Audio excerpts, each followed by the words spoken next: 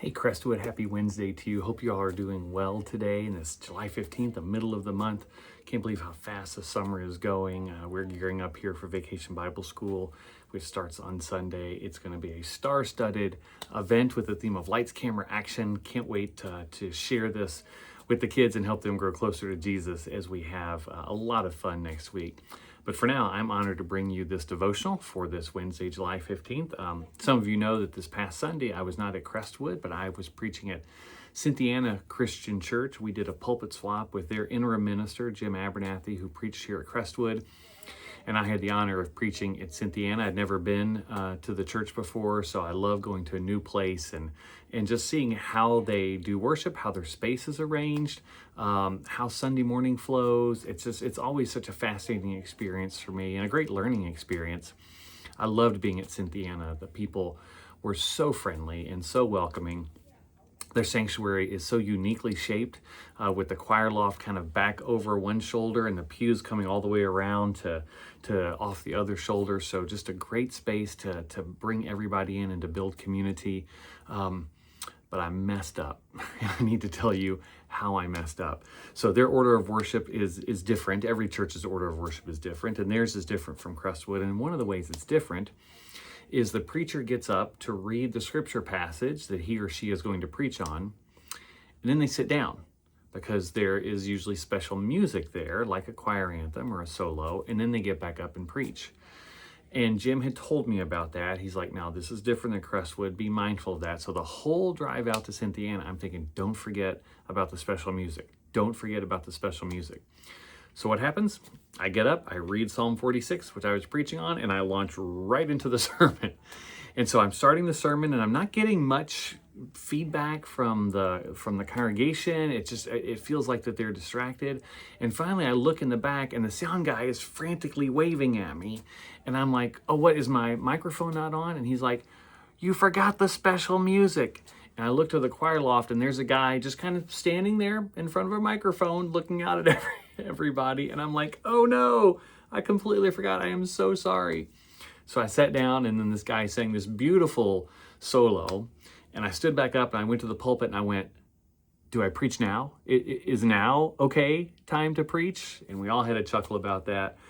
And after service, one of the last people out of the sanctuary to greet me was the gentleman who sang the solo. And he was so gracious and he was so understanding. I was tripping over myself apologizing, but he was so wonderful in welcoming me to to Cynthiana, to absolving me of whatever guilt I felt. And I was thinking about that on the drive home. This guy obviously put a lot of time into practicing for this solo. He was singing it to a recorded track, and so that takes a lot of work to sync that up.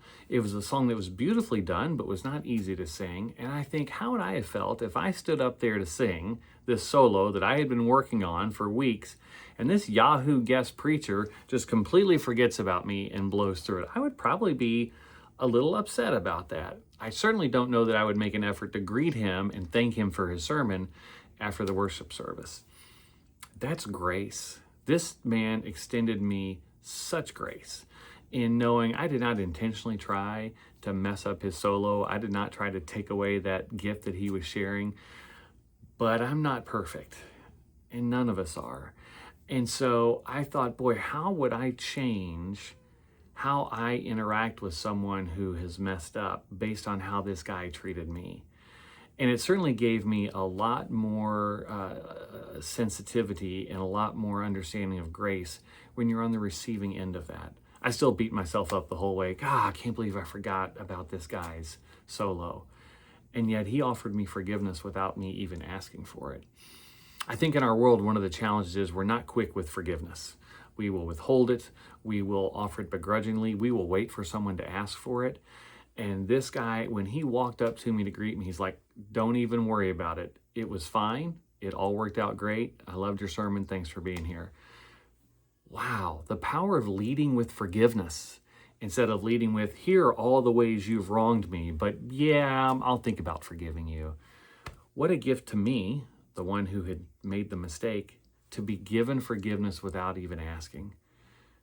Where in our lives, Crestwood, do we need to lead with forgiveness? Where do we need to offer that to someone, maybe even before they ask? Because we are all imperfect. We're all going to mess up. We're all doing the best we can. And sometimes a word of forgiveness will change our whole demeanor and the rest of our day. Crestwood, I want to encourage you today, find someone that needs to be forgiven and lead with that forgiveness. Who knows what difference you'll make? God bless you, Crestwood.